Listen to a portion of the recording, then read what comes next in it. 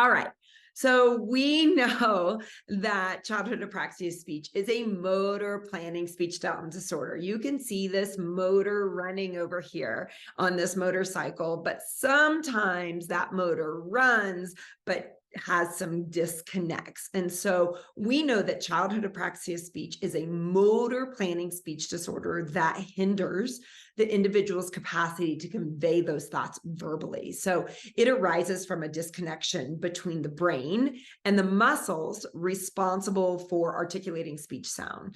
So this is also very important that we know and realize it is not characterized by weakness or muscle weakness, but rather by a disruption in the communication pathways between the brain and the mouth.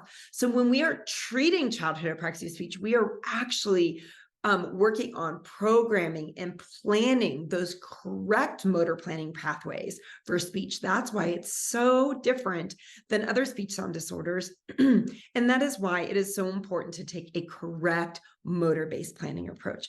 But before we can even do that, we have to get a correct diagnosis. And before we can even get a correct diagnosis, we have to understand and recognize those characteristics of childhood apraxia speech. And that's what we're going to dig into today.